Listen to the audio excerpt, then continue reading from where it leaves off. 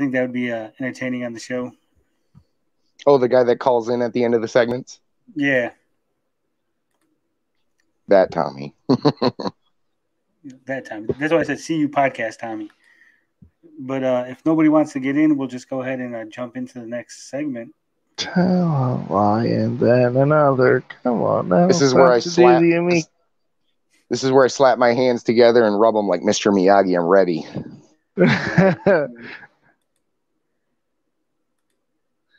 All right. So, what's first? So, obviously, there's a lot of Amico news to go over. We got to talk about the incoming Amico delay. We got to talk about the fabulous CU podcast video, the response to the video. Which was fantastic. It was all fantastic. It's a great week in Amico news, gaming in general. There's a lot of great stuff going on. So where do you want to start? We'll start it off with you, Carl. We'll kick it to you. What's going on in Amico land? Well, you know, something that did have... Canadian Gamer did make an interesting video that kind of had me thinking. And a lot of people said a lot of interesting stuff. And I think they got Koch Media to make the physical media components and all the various accessories. That's what I think happened. Well, I do know that Koch Media, I believe it's pronounced Koch, not Koch. Could be Koch. I don't know. But I do Koch know that Media. They're in charge of the press releases for the Europe distribution and all that. So any Amico press releases are going through them at the current time. They do publish some games. They have some other interest. I'm not sure if Intellivision is taking advantage of them for that or just for the publicity in the press releases at this time. I don't know. Lie, Tommy. It came out again that was it them who said that there was going to be, I mean, obviously we've all speculated that it's going to be RFID for a while now, and then it's just going to be a code in a box. And I don't know if it was in a video or if I was reading that's come across again. Has Tommy corrected that again? Because I know he's corrected it once. When someone said it was going to be just a code in a box, he went on kind of a tangent to make sure that everybody knew that it wasn't just a code in a box. So I don't know if Tommy's released anything saying that, correcting that again, because it's the second time I've heard this. I heard this a couple of months ago. Yeah, Tommy hasn't come out and said anything about the code in the box lately. I know he just mentioned he did that whole Twitter, Reddit, Atari Age post where he was saying that he basically posted the Hanzipish stuff where we got the 50,000 physical media boxes done. Right. He didn't really go into details though about anything else as far as the physical media. Okay. I will say that these boxes, I'm kind of impressed. I was expecting maybe like when you guys go buy like a single, like a CD back in the day. You guys remember those, CDs? And they would come just kind of in that flat, like fold over. I kind of expected that. I wasn't expecting it to be the size it was. So I was kind of, I'll give Tommy and Intellivision credit there. I was kind of blown away by what I seen because I wasn't expecting that. But I mean, to come back down, it still is a code in a box. And I think a lot of people are assuming that it's going to be a code in a box, maybe a piece of artwork, and maybe a keychain. Code in the box. Look what you bought. It's a code in the box. I don't think it's going to be a code in the box. As we think of it traditionally, a code in the box would just be like a slip of paper or a piece of plastic with the code written on it. I think it's going to be a lenticular card that has RFID in it. And I think that's where he's getting the whole, well, it's not a code in the box. See, it's different. It's physical media because it's a physical item that you have to tap onto the Amico in order to make it work. And that's where I've been the entire time, was just like make it like old Intellivision and offer the overlays, and that is like boom, it hits the nostalgia rush, right? You open the box and you're like, wow, I got what looks like the original Astro Smash overlay, which would be really cool in my opinion. And the bigger problem now is that I'm hearing that these are all already preloaded, so it really raises more questions now that, wait a minute, are these games that I will be able, like, let's say I don't want Astro Smash, or okay, Astro Smash is packed in. Let's say I don't want Finnegan Fox, right? And Finnegan Fox is preloaded onto my console. I touch it and boom, it's there.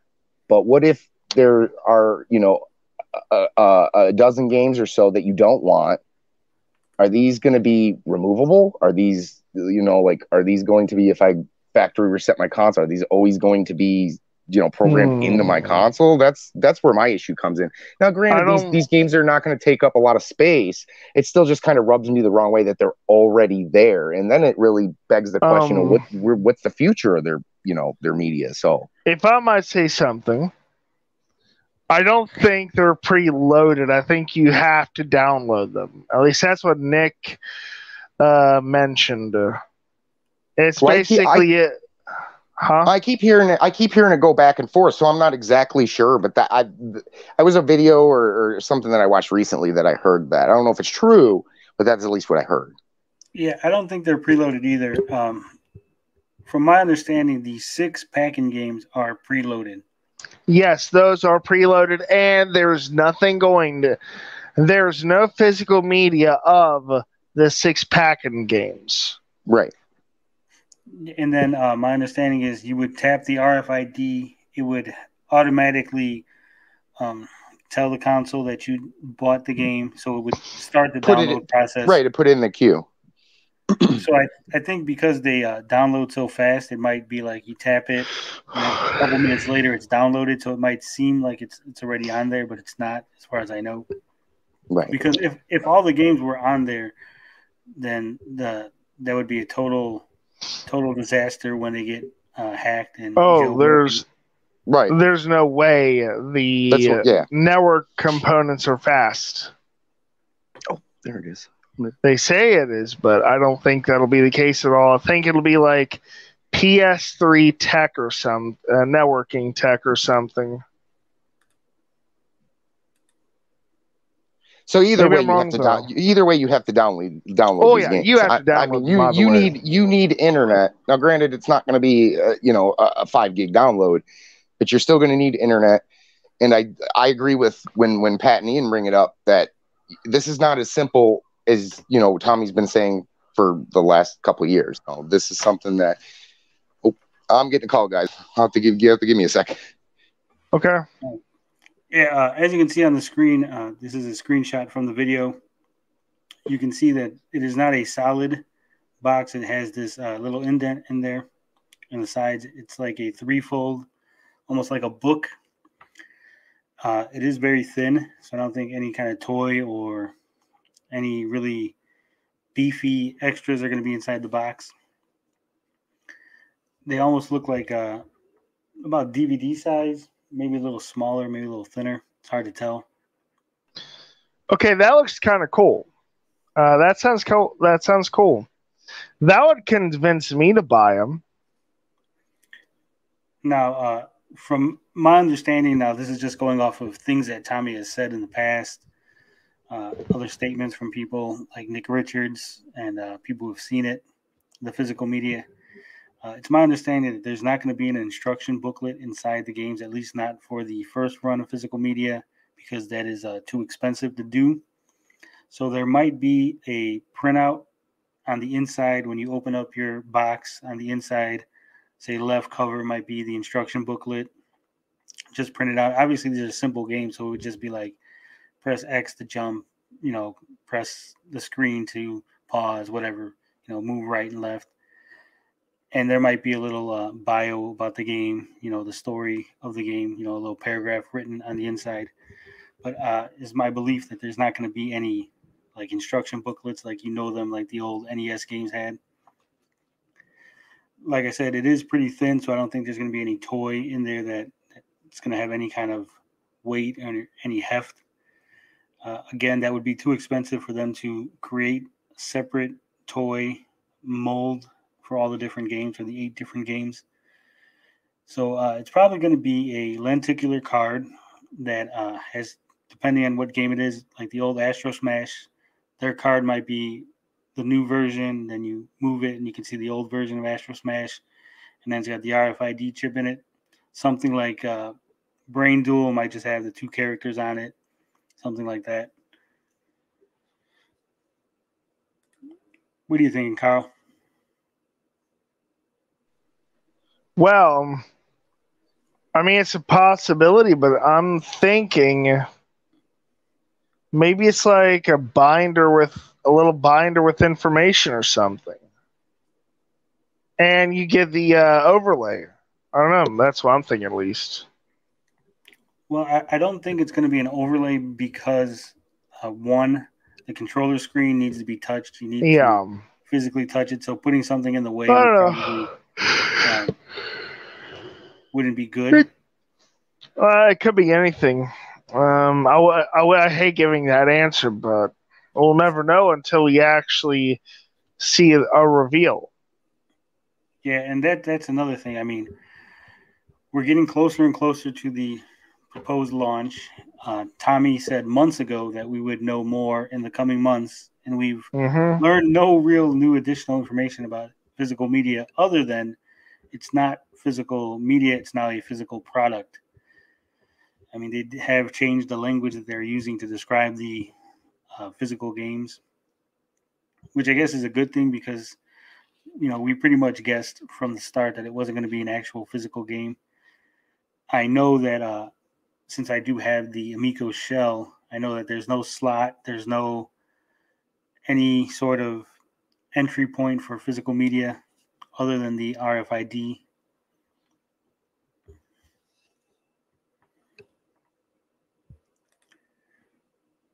For the 6K warning says 32 gigabytes of internal storage with bloatware. Yeah, it's really possible.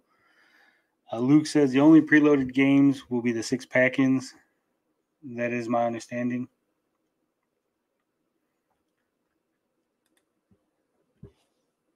Anything to add to the physical media discussion, Carl? No, I don't really have an opinion on it, truth be told. Do you think that it's going to be worth the extra price for the physical media? Won't know that until they reveal it. Do you think it's... I know they said that they did a run of 50,000 boxes, but there was no clarification as to if it was 50,000 per game or all 8 games, 50,000, some sort of combination thereof. So I think that could be pretty telling as to how many consoles they think they're going to get out.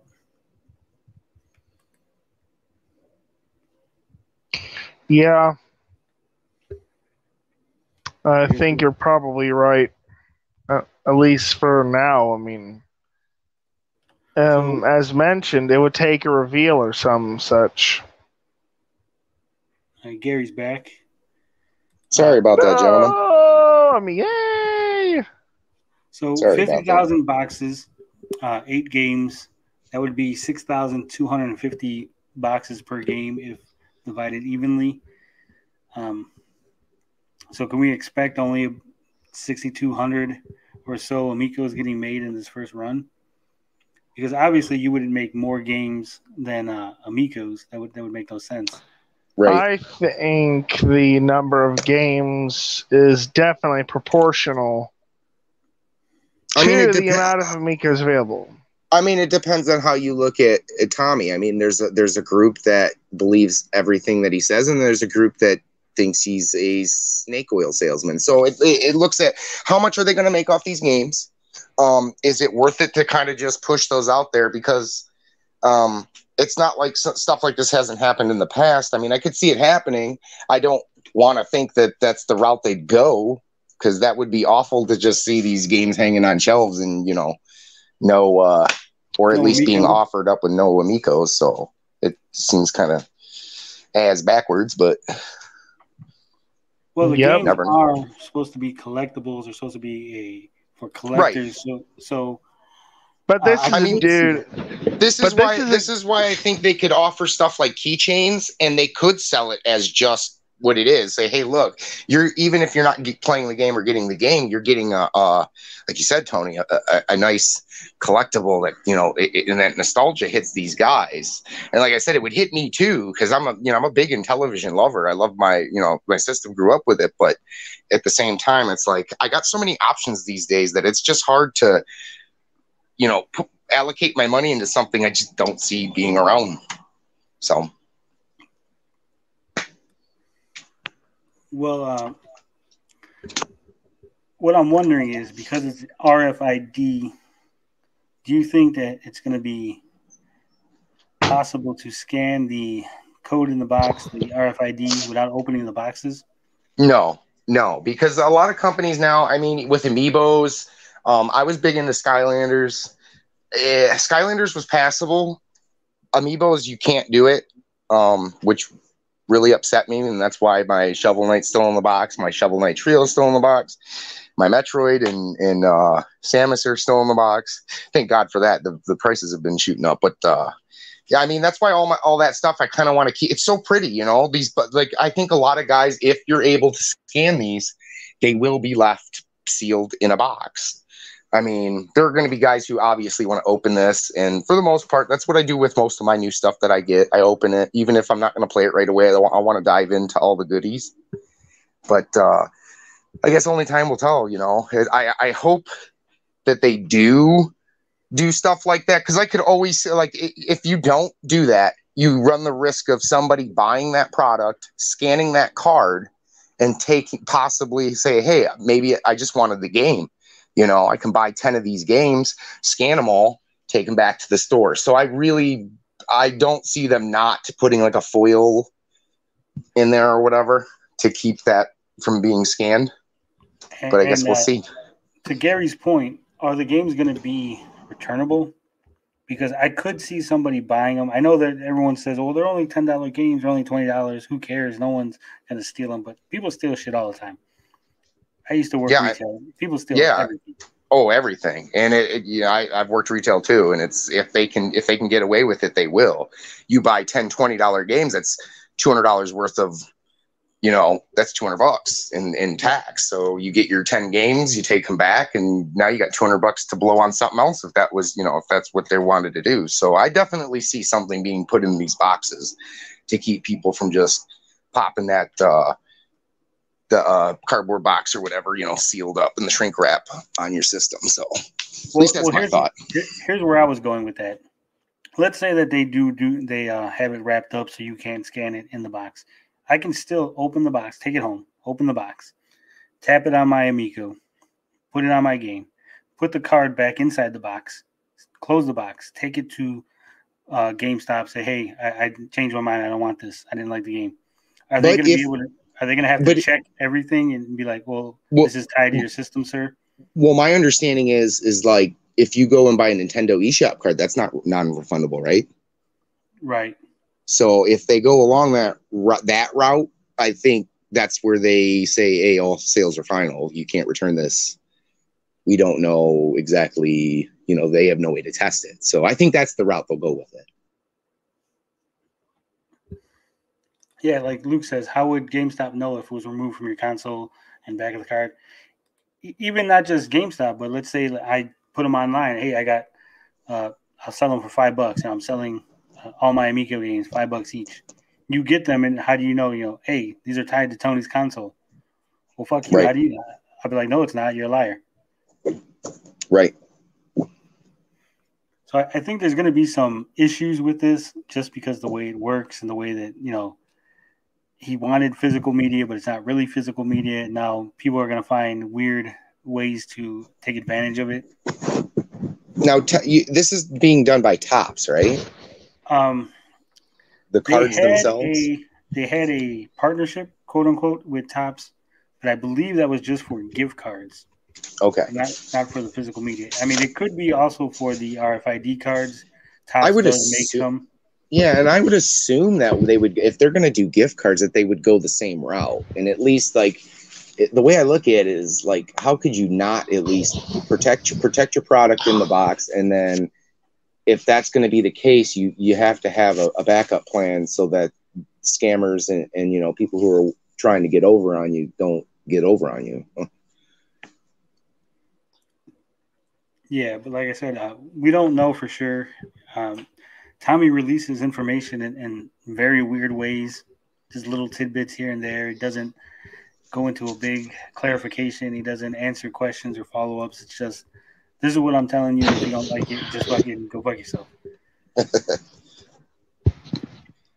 Which can, is that a good segue to cornhole? Go fuck yourself. Not yet. Luke Skywalker says, aren't these being made by Technicolor? I believe the boxes were made by Technicolor. Yeah, assembled, yeah. I don't know if the thing inside the box was made. It's really hard to tell because even from the video, it's hard to tell if the boxes have something in them yet or if they're just sealing them up, you know, packaging them, sending them somewhere else to then fill them with something and repackage them. I would assume that they were assembled there. At least I don't know why we'd put a shrink wrap on it. I guess you'd package it a different way. I know you want to keep the boxes nice, but I would assume that those are packaged and ready to go. And if that's the case, if those are packaged and ready to go, I do think we're going to get a soft launch here. I know it's like it's hard to believe, but with that being done and him starting to just release a little bit more information here and there, it's pointing towards a soft launch, which is what I kind of had a inkling of for the last probably year. Nick is readying his elephant gun, and Tommy is readying his Tony effigies to set on fire. Yeah, I don't know. We should segue into this soft launch because once again we are on the last day of July. We were told that we would know by the end of July. He said in a week was like what, 2 weeks ago. Yeah, well, originally it was at the start of July and then middle of July, end of July, maybe August. I mean, and it's ridiculous at this point. I just want to know. It's like, is it coming out? Is it not coming out? The people that have money into this should know. They should demand, to know. Yeah, I agree with you. I mean, people have pre-ordered. It's not just a thing where it's a delay where no one's pre-ordered. Lots of people have pre-ordered. Lots of people have put in serious money on it as far as investments. I do think they should be forthcoming and let us know if there's a delay or not. I mean, I have a pre-order for Amico. I'm waiting to see what's going on. Now, this is what's been rubbing me the wrong way because, and I want to mention it, and I told you before when I sent you a message, was the Playdate. And I was there for the first 30 minutes, man, and it was chaos. And they had some issues within the first, I think, 20 minutes with overseas. A lot of people in the UK didn't get, they had an issue. I guess from what I understand from what I was reading on Twitter was that Panic had, set all this stuff up, and they made sure that 10 o'clock everything would be good to go and that they wouldn't, the servers wouldn't go down or whatever they were using. And I guess another company had released a surprised product on that day. So they had a little, a bumpy start, but man, they sold 20,000 pre-orders in 17 minutes. And I was excited. I was very excited. And you know what? I'm sorry, Tommy, that is how you do a pre-order. That's how you get people excited. There's something surrounding that I'm really excited about, that little handheld. Those cheap bastards. Those miserable, cheap bastards cannot afford to put a backlit screen on it. Ooh. Sorry, I remember the Game Boy and that really pisses me off, so. Well, what's that? I kind of dipped out there. What did you say, Carl? The Playdate. I hate the Playdate. It doesn't even have a backlit screen. But okay, so let me. Can I convince you? Can I sell you on the Playdate? Yes, sell me on. Okay. I'm willing to listen. So okay, here's what I think is going to happen with the Playdate. They hit their bumpy road, what was it, last year, and it was supposed, it got delayed, had their delay. I think because of that delay, they gave you an extra 12 games, bumping it up to 24. They're still advertising that there are seasons. So I do believe you're going to get 24 games. Now you break that down, 24 games, depending on how much you think a game should be worth of that caliber. I think $5 is okay for me. Others think that $2 is not too bad. And when you calculate 24 games, that's a good portion of money, which you're really paying for in the unit is maybe what, 60, 70 bucks, depending on how you look at it, maybe 50.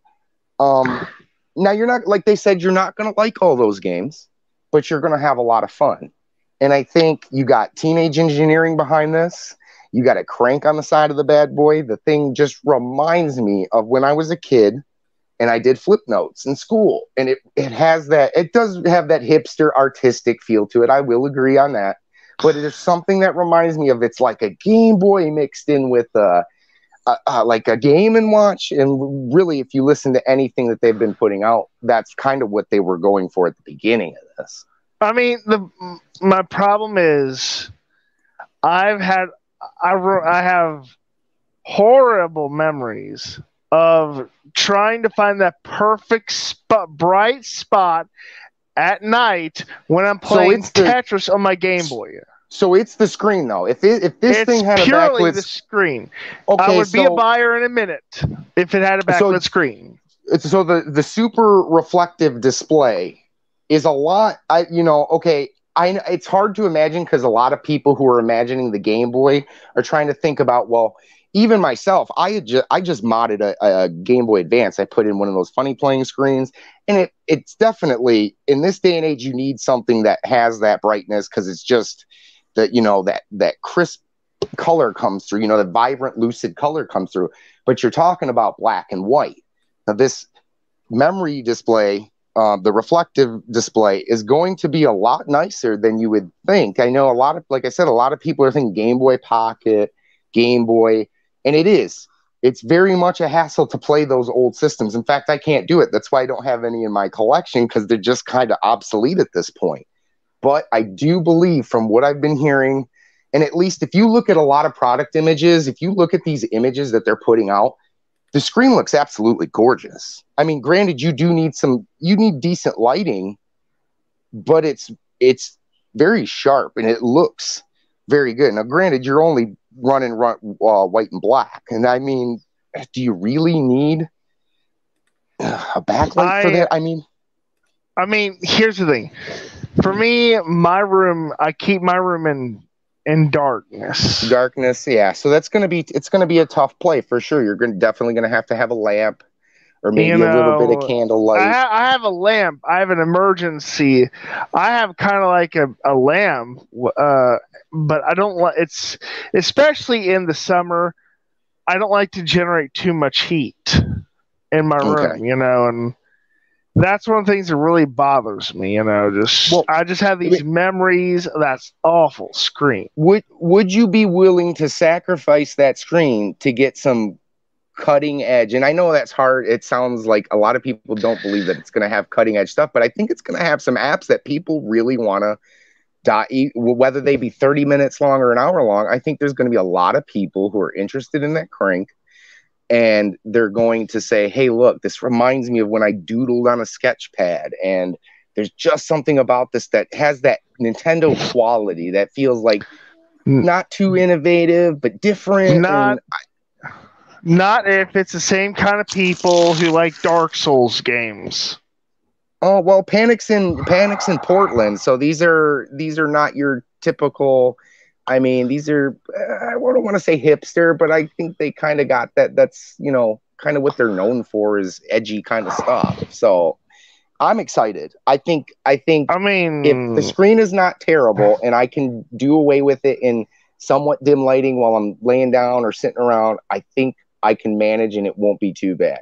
If this was like a Game Boy Pocket style screen, yeah, I would totally agree with you. But I think the technology has moved forward since then. But, I'm not the one buying it. So if you're the one buying it, you like it, more power to you. Right. Right, and I think that goes with the Amico. It's the same thing, and I think those two have been kind of battling it out. A lot of people said, well, what is Panic doing? What is the Playdate doing? They had a delay and they had all this stuff, but again, their marketing has been spot on, at least in my opinion. I think the way you don't have anybody spending too much time on, hey, this is I think Cable and a guy named Frank run Panic. They don't spend too much time talking about themselves. They actually let what they had ready to go talk for itself. They've done a stream where they showed I believe how the SDK worked and how you were going to be able to program and do what you needed to do on this. And I think that is really the selling point for me. I think I've been waiting probably 5 years. I don't have the time to learn programming right now. And I'm really dying to get into C because I really do want to make, I've had, something on the burner for 5 years. I've been doing a lot of art, animation, composing tracks, stuff like that. I could see the Playdate doing really well in computer classes in high school. Okay. And middle school. And, I went to the school and that's one of the things the computer teacher did was he taught people how to program in BASIC. Okay. So and I think go ahead. Well, I'm thinking that would be really good for schools.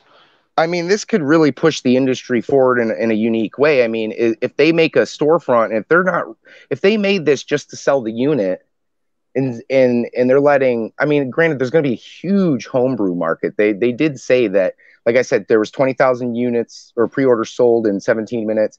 They said they're really excited for their fan base because it looks like it has a great following at this point. After pre-orders, they were really excited by how many people were actually excited by this. So, I'm curious.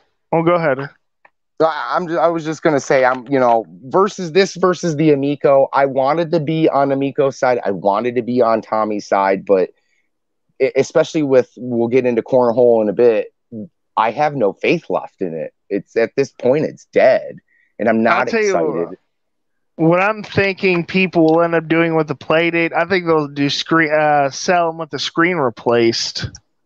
Oh, I think they'll do that in time. I think there will be certain people who find a way to maybe put a backlit screen in there. But I think once it gets in people's hands, they're going to be blown away by this. I think it's a lot better once you see it in person than, a lot of people are like, no backlit.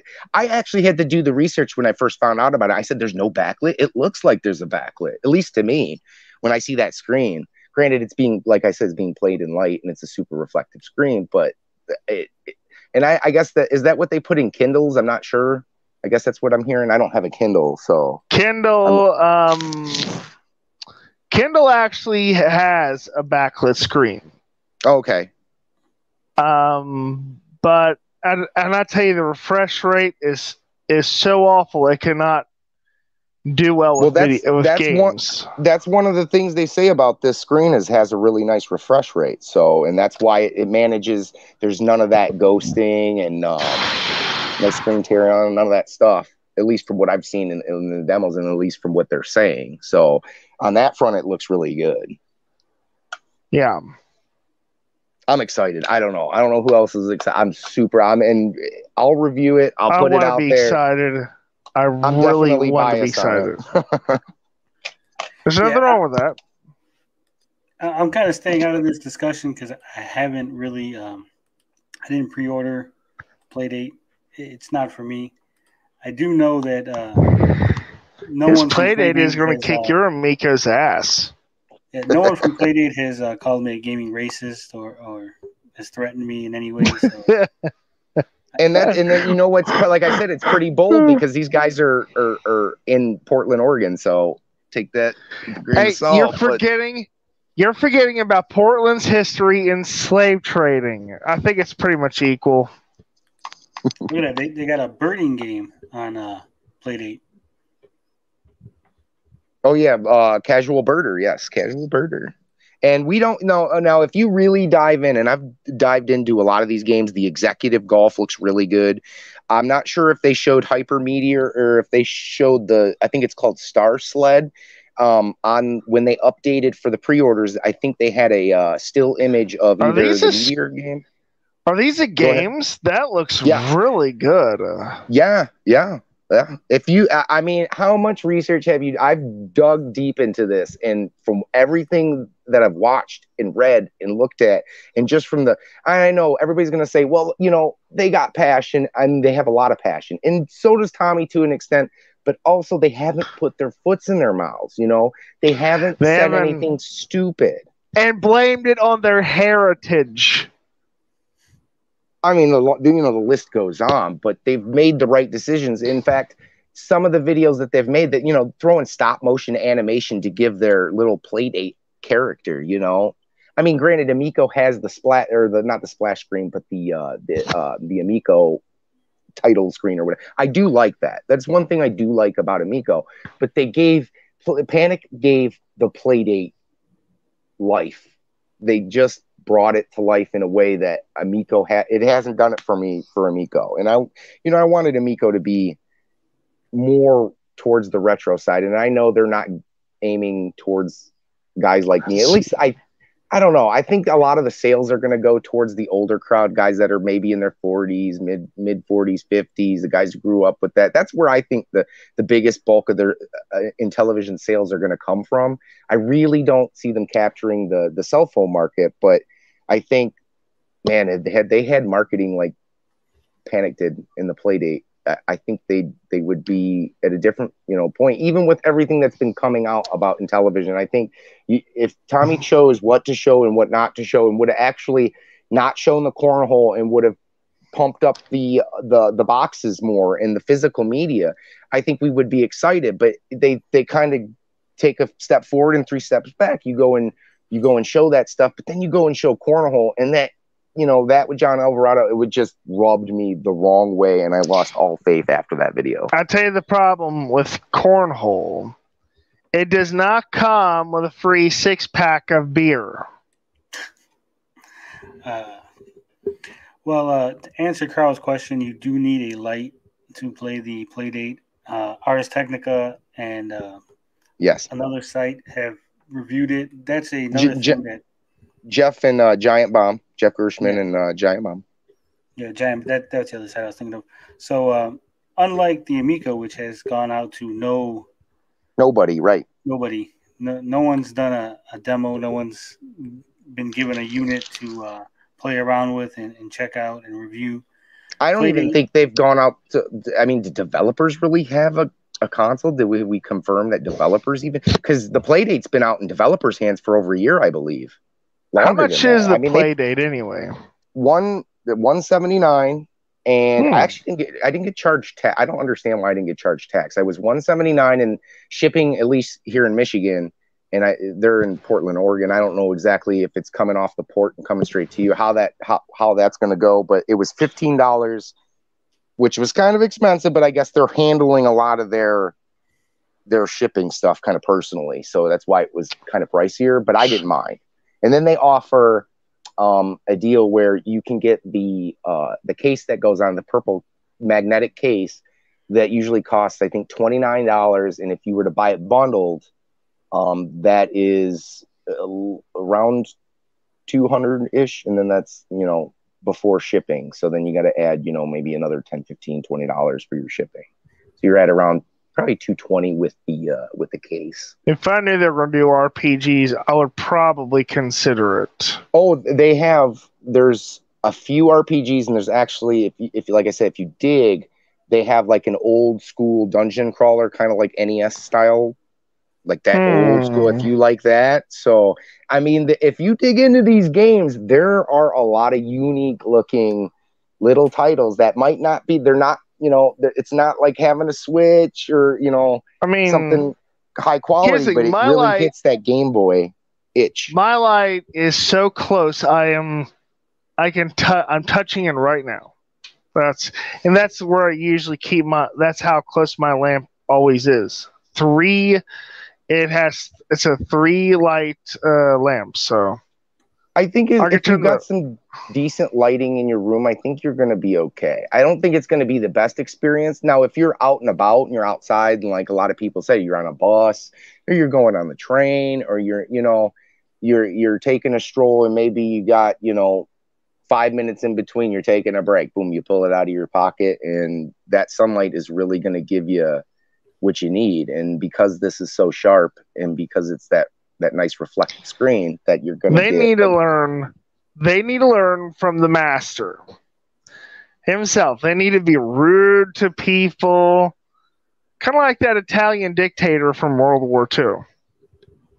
That guy. What's his name?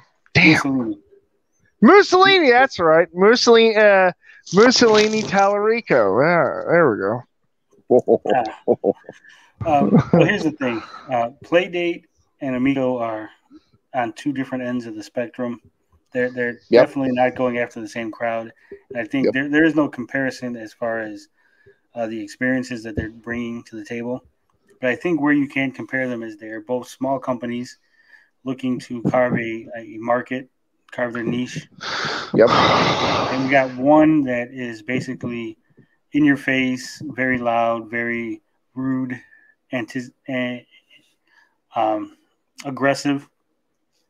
And you got another company that is quiet, reserved, keeping things to their official channel, not showing up in your face and not calling you a gaming racist or a communist for not wanting to play their games. Or psychopath.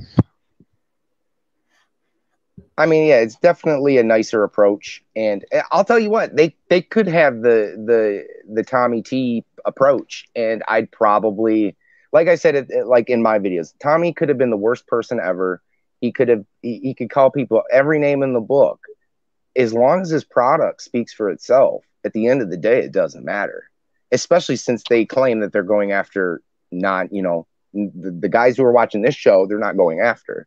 So at the end of the day, if his product was of pure quality, I wouldn't care. But I don't see it that way. And when you stick your foot in your mouth, I just get a bad taste. I just get a bad taste of what's coming for people who have.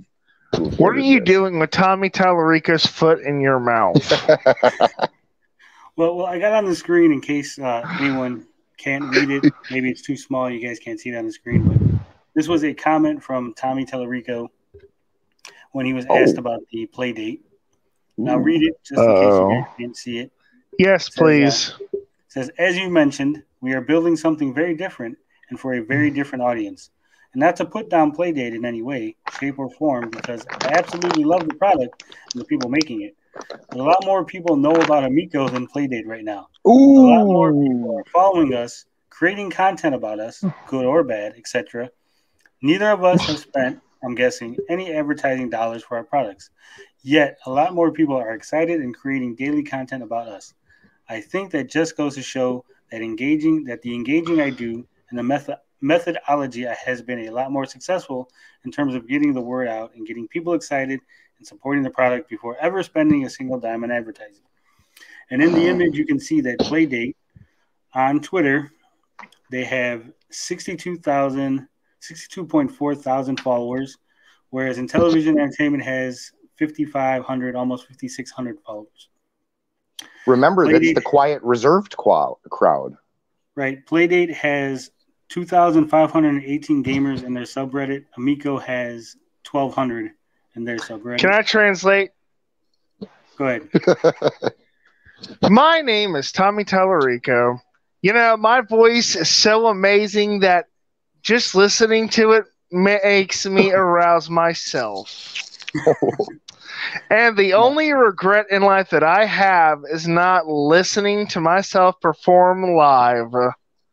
To quote a certain musician out there, there is no company greater than Intellivision because I, Tommy Tallarico, have said so. Tommy's living on the edge. So thank me very much for saying this, and you are wrong in every way. If you disagree with me, and if you so much as disagree with me, I will send the CFO out there to hunt your ass with his elephant gun. All right, Kyle. It should have just been short. It should have just been short and sweet, like the old SNL clip of the David Spade and what's her name saying, "Bye bye." Yeah, and as you can see, Playdate has sold 20,000 units in less than 20 minutes. Less than 20 minutes. Took 10,000 VIP edition pre-orders in a few days. Here's an interesting question: How many people who pre-ordered Intellivision canceled, as opposed to the canceled pre-orders for Playdate? And the real kicker is how many of those people who were looking forward to Amico canceled their pre-orders and put it on a Playdate. Ninja Kitty says that the unofficial Playdate Discord also has a ton more people engaged in it, and from my understanding, you could only pre-order 2 Playdates. Yes. Yep. Whereas the Amico, we know that they were allowing as many pre-orders as you wanted. Some people boasting that they got 6 and 7 Amicos on pre-order. So Playdate, even if everybody on Playdate ordered 2, that's 10,000 customers. Whereas the Amico, we know for a fact that they don't have 10,000 customers. They might have somewhere in the line of 5,000 customers. 5,000, and I've been saying that for 2 years. We got to talk about that for a minute. What loser in their right mind is going to brag about having 60 Amico pre-orders? I said 6, not 60. Okay. Sorry, 6. Even 6 is quite a bit. That's all. Well, I'll tell you what. Some of the guys on the other side of the fence have been. When the hate did really start pouring in, they said, "Hey, look, I'm going to buy 2 consoles. I'll buy 3 consoles. I'll buy as many games." I know, and I don't want to throw Chuck or call him out, but I guess I am calling him out. He did say, "Hey, look, I'm gonna." DJC said, "I'll buy." I don't know, when I'm standing there and I see him on the shelf, I might just buy the whole shelf. Granted, he might be being he's embellishing, but it just rubs me like these guys want to prop it up like it's something it's not. On the other side, a lot of people really haven't been propping up the Playdate. It's been mixed, but I thought at the end of the day, the day that would come, pre-order day, and we'll know how popular this thing really is. And to me, 17 minutes, 20,000 pre-orders, that's fantastic. And they're not releasing the numbers, but I mean, it's like I said, I think the hardcore people who like to mod their stuff will add that backlit screen on it. Oh, they'll find a way. They'll probably will find a way. They'll find a way. I don't know how you'll be able to flaws. The problem is it's so compact, and there's not as much space left for stuff like that. Versus something like if you're getting into a Game Boy Advance or Game Boy, there's a lot of room to tinker around in there. This thing is pretty compact, so if somebody does, it's gonna be a feat in itself. We'll see what happens. Maybe they'll go as far as transferring everything to a new shell. I don't know. It's going to be my goal to convince you, Carl, that the Playdate is for you. We got Amico Day channel here. According to the Amico Day channel, it says on June 1st, the Intellivision order numbers were 4,700 from the website itself. On July 2nd, it was up to 4,900. Yeah, I don't know if the order numbers are in order, if the order numbers are reflective of how many orders they had on just pre-orders, if they're reflective of everything ever ordered from Intellivision. I do remember my pre-order was in the 4,200s or something around there. So it could very well be that they only have like 4,600 customers. Now, I know that at least my order number, or at least what it said PD, and there wasn't a hashtag next to it, but it's a PD, and it was like 8,500 500 and some odd number. That's where I was at. Now I don't know if that really meant I was around 8,000, but I got in within, as soon as they, you know, opened up the pre-order. There was a little bit of fumbling on the website, and they redirected us. I got my order in as quick as I could, and like I said, man, 17 minutes, 20,000 pre-orders is, I'm happy about it, because I really do see a community coming around that system, and that can only be good, especially when it's open for everybody. So, well, I'll tell you something. I'm the sort of guy who would pay the price for the Playdate. It's not the price that bugs me. It's that screen. It's just, I mean, I have, you know, maybe after I get my eye surgery, if all things turn out well, you know, maybe I'll consider buying one. Carl, do you read a lot of manga? You read a lot of manga? Yeah. No, not really. But I've read it before. It's not impossible. But do you like that kind of style of, like, kind of, you know, artsy? That artsy. Like, if you read a book, would you rather read a book, or would you rather read like a manga? I guess I'm saying, would you rather have that style? Oh, I'd rather read the manga. Well, the manga, just because it's easier to. You know, and that's what, to me, it feels like something like that, something out of like a comic. You know what I mean? It's got that sharpness, black and white. It's just unique. I know it's definitely a niche system, but it's definitely got that appeal to me. I'll consider it. I mean, you know, it would have to wait till January or something like that. Yeah, and if you go and pre-order right now, they did say that, you know, it's money back guaranteed. They don't, you know, for any reason. And if you do actually go and pre-order right now, they have obviously smashed past that 20,000 initial production unit. So if anybody does go do pre-order right now, they will have to expect it to come in 2022, because they're sold out for the late 2021 release. I would just wait until it comes out, to be honest. Yeah, but, you know, I would consider it, you know, as long as it's easy to navigate through the shop and everything. So right now I think they're undecided exactly how they're going to release future content. And like I said, they're going to offer you 24 games from the start. I do believe there will be a second season to offer another 12. And in fact, I've done the math, and from everything I've seen, there are about 35 or 36 games that I've counted, and that's the 24 initially at launch, and then the few things like the Lucas Pope game, the Mars After Midnight that's coming out, Real Steel, games like Robot Fishing, Daily Driver.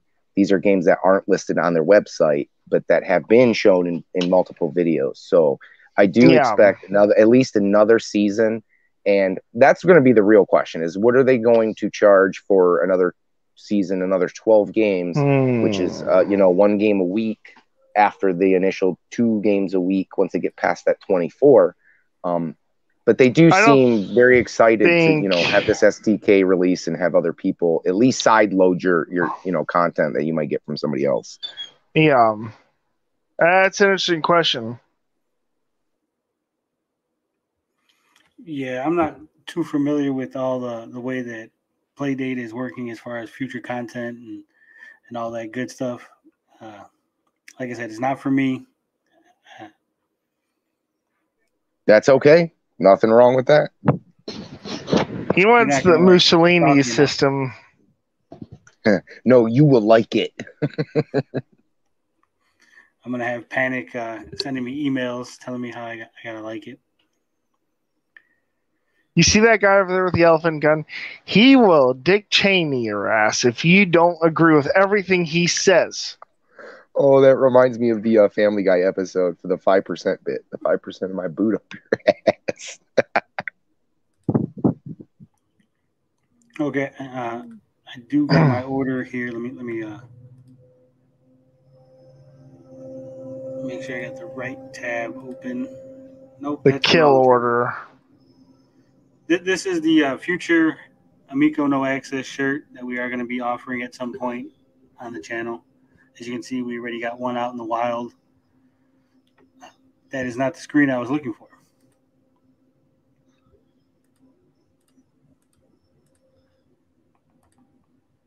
I'll have to buy one when they're officially out there. I need to get me one of those. There is my confirmation for my order for the Amico. And that was in April, and I was order number 4487. And that had to be 100. You got which one do you got coming, Tony? The black one. Okay, now is that supposed to be like the Tron one? Is that supposed to be the one everybody's calling the Tron system? Yeah. The black and the blue. Yeah. It's the African American console. But here's the thing, though. It's only got that Tron look if it's lighting up blue, right? Do these things sit? I mean, nothing's really been discussed about the lights. Yeah, I think. I mean, I don't think you get to pick the color the LEDs are lit up, but I think it just depends. I mean, that would be a great little customization option, you know. I think from listening to John Alvarado, I think he said that there is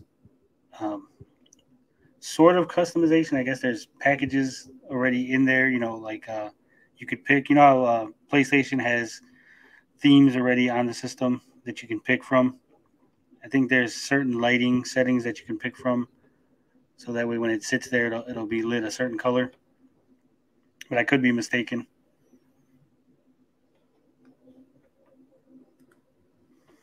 And Amico Day says that's an interesting order number. Yeah. Like I said, I don't know if maybe the order numbers are tied to each color. Maybe the order numbers are different. Yeah, that's a good. What was the order number? 4,400. 400. Okay. 4487.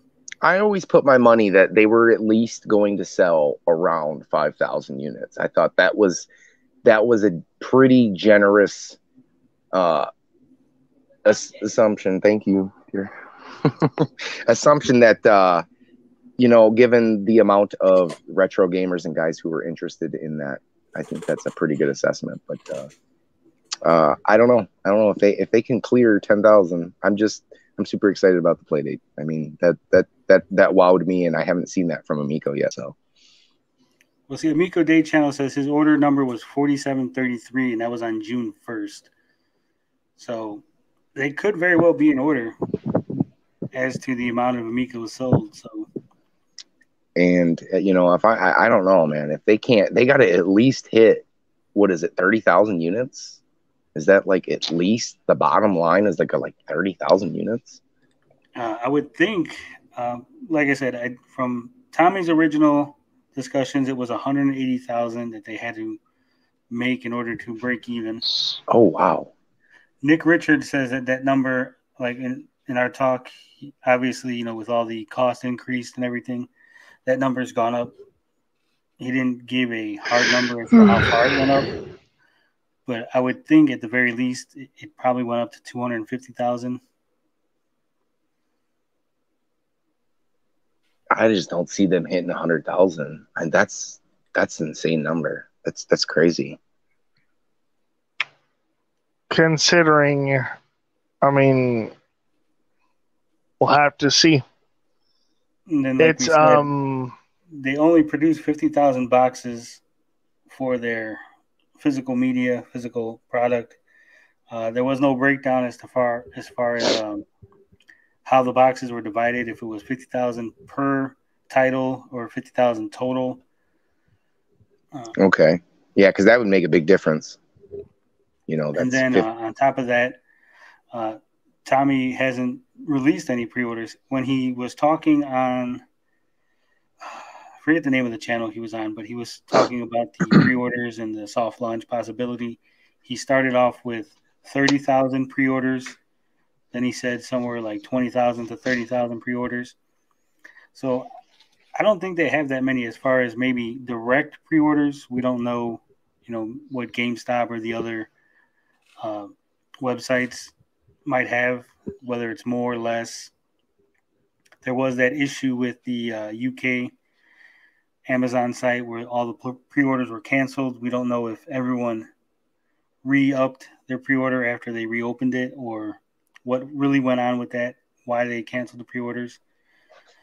Tommy says that they were selling too many, that Amazon UK had oversold the stock, and that's why they started canceling pre-orders, but that made no sense considering that people who had pre-ordered day one from Amazon UK had their pre-order canceled.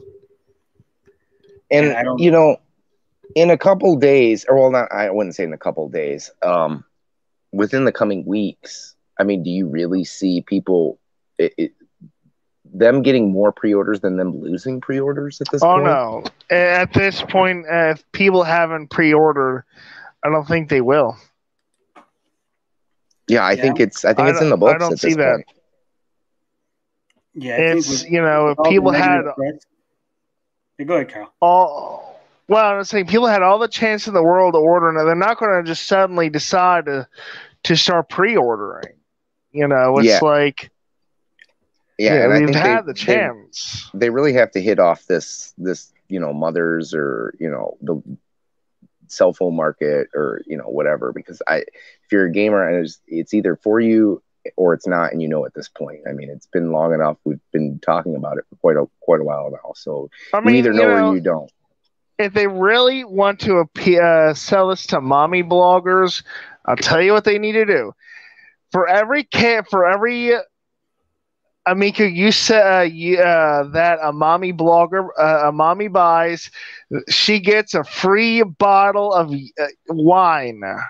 Oh, there you go. That'll do it. Yeah, I think that they had some momentum early on. They did get 10,000 pre-orders in a couple of days. But really, I think that was it. I mean, there was no advertising. There hasn't been much in the way of advertising between the original pre-orders opening and now. It's just been more of the same. Tommy showing up on places, some videos that are barely getting reviews. It's a disaster. So can we? I got a few minutes left here. Can we jump into the cornhole now? Sure, we can jump right into it gets worse. Yeah, have you seen that, Carl? Have you seen? No, I have not. I don't watch Amica videos that often. Oh my goodness. So go ahead, Tony. Set it up for him. All right. So the day after I interviewed Nick Richards, Nick had on this channel, he had discussed cornhole and the controls. I asked him about the motion controls. Yeah, I've heard about that. He said they weren't working up to snuff. He didn't really get really in deep with it, but he said that stuff I'm aware of. Right, they were being reworked and retooled, and everyone was happy with that. But the very next day, Tommy heard about the video too. Yeah, and he showed off cornhole, but it wasn't really cornhole. It was more of a developer mode, developer asset thing. And basically the motion controls went from swinging your arm and pressing a button to lining up your shot, lining up your spot on the board, and then swinging your arm, pressing a button. And it didn't look like any kind of fun. Oh, man. And I'm trying to get the video up so we can have some context. Go ahead, Luke. Sorry, go ahead, Gary. Still with us? I had it on mute. Sorry about that. And basically, what rubs me the wrong way is how he's talking about this and trying to kind of walk it back and then convince you they took cornhole, which was complete, mind you. Remember, all these games are complete. They've only just been kind of making them, polishing them, since they had the time.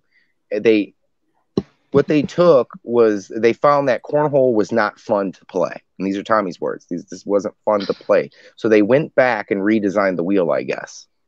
So, and they go and show what looks like, beta footage? It looks bad.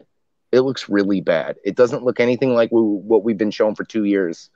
And my thing is, okay, well, when you're done with that, can we have a comparison to the old the way that old cornhole worked? Because I'm not buying it. You're either buying what he's selling or you're not. And at this point, we've been critical on this, and we were told that they're done, they're here, we're just polishing. But then we get steps back and like, hey, this is cornhole, and this is a pack-in, right? This is the 5th pack-in. Yeah. This doesn't look good. Yeah, there it is on the screen. The way that they talked about this, he was saying that this was not the game. This is just the motion control Right. scheme for the game.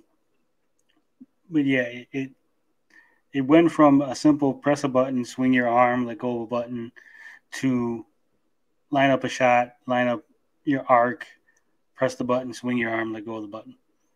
So it went from a 1-step process to a 3-step process. Right, and there's actually a very good interview I've been meaning to look up after I've watched this video of cornhole. He had a great interview with somebody and was talking about cornhole and was talking about, hey, do you play? What about the winter time? And there was something that he contradicted himself in. I haven't found the interview that he had, because there's so many interviews to look through and they're so long. But there was definitely something that he kind of backpedaled on. Yeah, I'm not sure what he's backpedaling on so much. Is this going to be what the game looks like? No, he said this is just, they're in like program like without all the fancy frills on it. But to me, it still doesn't add up. If you look at the original footage and you see they basically said they changed it because the way they were throwing the bag didn't feel right and it wasn't fun.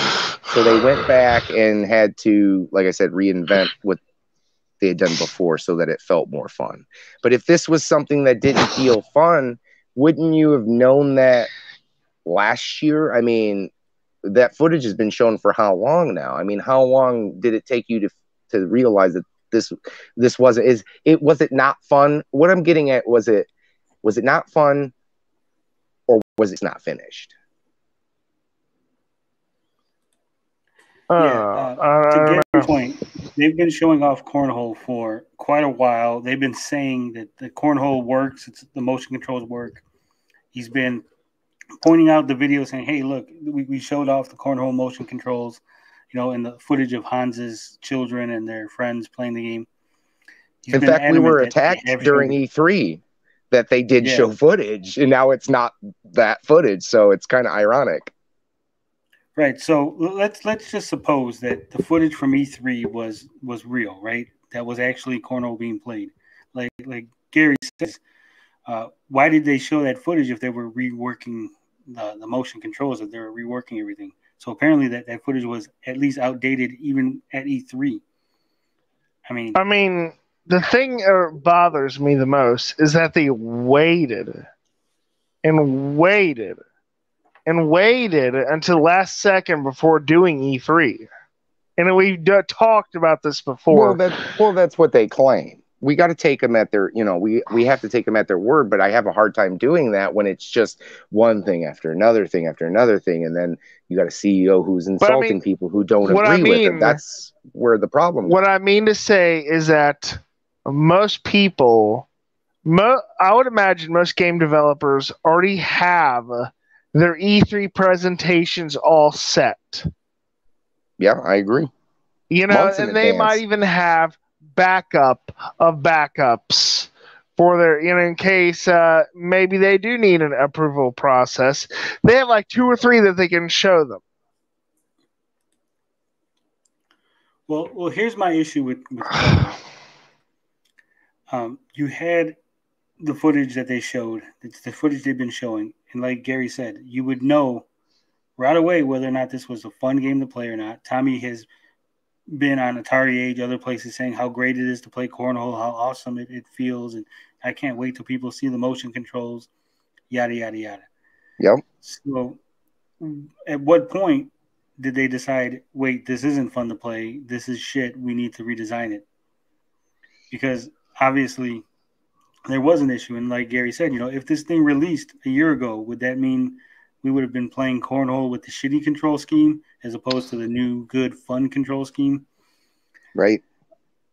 And it's when he talks to, it's when I watch that, and it's like, it's certain moments that when you watch his body language, Tommy just has this way about him when he is trying to convince you of something or telling you something, and then he has this nervous tick where he scratches his face, and then he looks at John Alvarado a certain way, and then John Alvarado had to, like, he's got this death glare on him. It just rubs me the wrong way. Like, I'm trying to be force choke.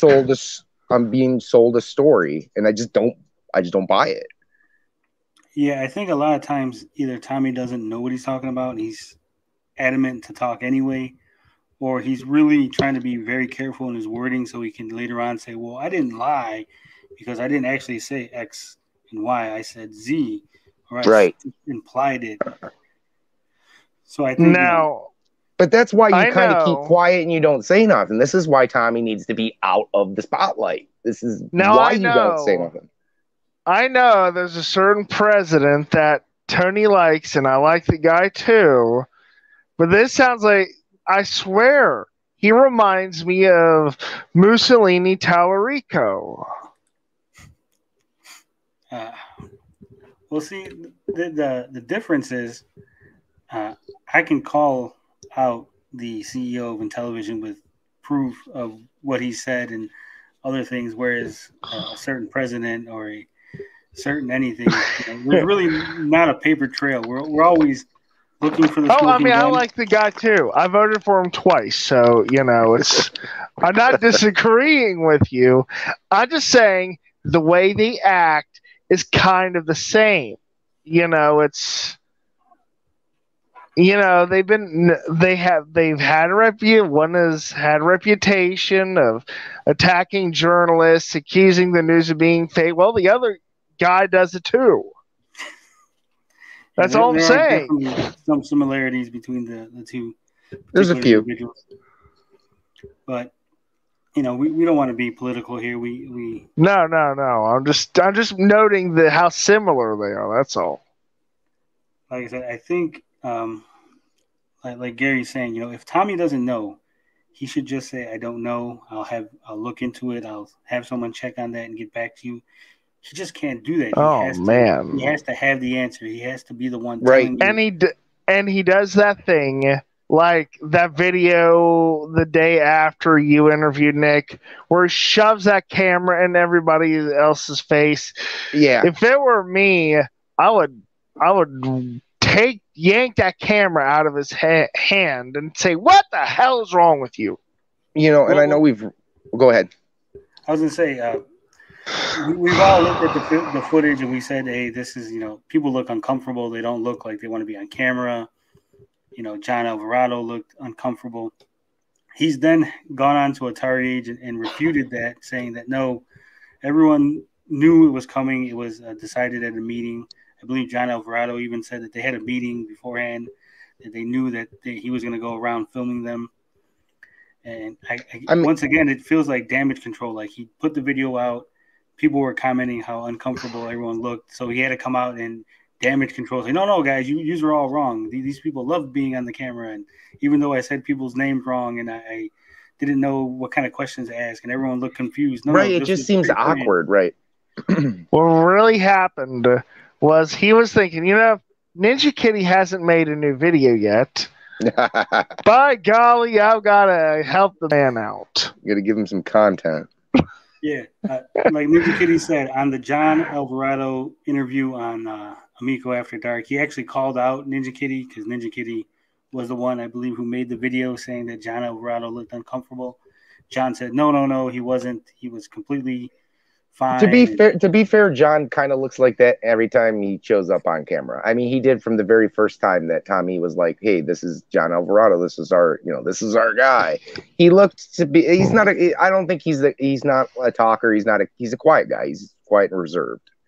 So it comes across that way. Yeah, kind of like the guy who gets caught by the police for killing his mailman and eating him. Oh God. I love you, Carl. Here's the thing. Let's say that is John Alvarado. He's just that way. He's not uncomfortable. It was fine. Everything was good, right? the insistence of them saying it is almost telling. It's like, well, they do that on a lot of things too. Right, that's what I'm saying. It's like the lady doth protest too much. It's like, yep. Ninja Kitty. No offense to him, I'm a small channel just like he is. It's like he's a nobody channel. No one's watching Ninja Kitty. He's not reaching this million subscribers that they have to. Sorry, say, hey, Ninja Kitty. We have to refute what Ninja Kitty said because our reputation will be damaged. It's like, who cares if Ninja Kitty says John Alvarado looked uncomfortable? Why do you need to address it? The fact that you're addressing it almost makes it seem like he was correct. Like, and it's the same way with the console. When it comes down to the console and anybody talking about it, he has to step in and say, no, look, you just don't understand. No, I understand. I've been playing games for 30 years. I get it. It's like you said, it could be not for me, and that's okay, but I get it, and I totally see what your message is. You can't change it once it's out there, and that's kind of what they want to do. They're like, well, we stumbled a couple of times, so let's kind of correct it, and it just you keep taking a step backwards. That's what, I mean, at least what it appears to me. It's kind of like this. You don't understand. I'm telling you, the earth is flat. Flat, I tell you. That is the exact kind of stuff. Just, it sounds like Tommy Tallarico is saying, and well, it's all how it comes across, and I think that's been the biggest issue with a lot of people. Is just like, shut up, show us your product, let it speak for itself. That's all I want, And I feel like that's why I said that I'm so excited about the Playdate. I think they did that. I think they let it speak for itself. It's for you. It's not for you. Make up your mind. Where they even come out and say, hey, we got 24 games for you. Are you going to like them all? No, you're not going to like them all. And that's not because that they're bad games. And I think a lot of people had taken it like that. Like they said, they don't even believe in their own product. No, that's not what they were saying. What they were saying is, I'm not a puzzle guy. I don't like games like Tetris. I'll play them. They're not my go-to games. And there may be 5 games on there that are puzzle games. And that's what they're saying. Hey, you might not like every game that we're going to offer you, but you're going to have fun playing this. And we're sure you probably will find a few games that you're really going to like. I don't think Amico has had, Intellivision has had that messaging at all. It's been, you're going to like this. And if you don't like this, then screw you. You're not our customer base. It's not, you know what I mean? It just comes off as, well, we don't want to sell to you. We don't want to sell you our product then. And don't you want to sell everybody your product? Don't you want this in the hands of everybody so that third-party developers jump on and there's more content for the system and this thing grows and lasts longer than 6 months a year? I want this thing to last, 5 years. I want to make sure that if I'm putting $300 down, that I'm getting something for it. And at least with the Playdate, I put $200 down. I know I'm getting 24 games. I know it has an open SDK, and that at the end of the day, there is going to be a tight-knit homebrew community for this system, where I just don't see that with the Amico. All right. So Samuda sent me a link, several links on Discord. We're not going to go through all of them, but I'm just going to briefly mention some of the things. Basically, Samuda is saying that he believes, or she, I don't know if it's a girl or a boy or an it, whatever. Samuda believes that they put out that dev resource video, or whatever you want to call it, that little cornhole demonstration, that basically they were trying to mimic the environment that was already created in the game from Neobird. That Neobird, the German developers, they were given a grant for a bigger games to do other stuff. So they were unavailable to fix the cornhole game. And that's why Tommy and them are fixing it in-house. Oh, okay. But it's still, it's always, see, that's the problem though. Once you start down that road of, well, you always, that's the thing. You have an answer for everything, and there's always an excuse instead of the right answer. You know what I mean? And that could be fine. You're still in development. There's nothing wrong with that. It's just how Tommy, Intellivision, and the All Access and people who are very excited about it have been like, no, you're wrong. This is how it is. No criticism. And really that criticism didn't start until after E3. They really started taking it seriously. Like, look, there is some serious issues with what's going on here. The problem that they could never address them before and satisfy us, and then they pushed back, and now it comes out like, hey, look, it's not fun. This is, people are going to have a field day with it. Yeah, and in that Nick interview, a lot of things that we had brought up, a lot of points and criticisms that we had brought up in the past, turned out that we were correct in almost everything that we said. You know, maybe we were off on the reasoning or the Maybe a little too harsh. yeah, maybe we were too harsh, or perhaps we got 90% of the way. We just didn't know the other 10% because that was behind the scenes stuff that there was no way we were going to know about it anyway.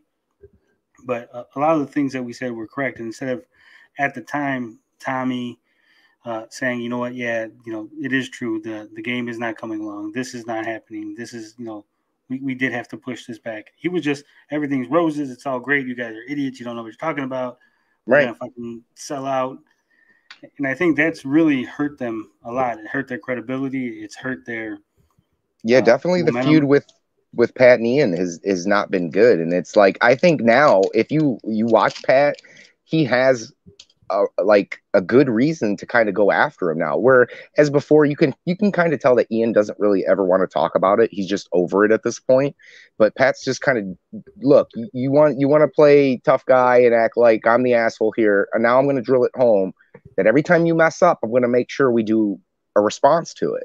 And it's like, if you wouldn't have made yourself seem like you guys were right and that everybody else is wrong, this stuff wouldn't be happening right now. Yeah, Pat and Ian, again, a lot of the things they pointed out were just common sense things that you could just see. Anybody who didn't have blinders on could just see that there were problems, issues that if they would just had addressed at the time would have never been blown up into anything. No one would have dug deeper into these things. Let's take Evel Knievel, for example.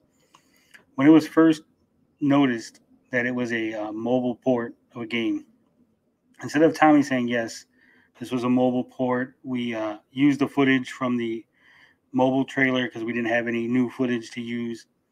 We're going to develop it. We're going to put some new levels, do some whatever, reskin it, however you want to put it.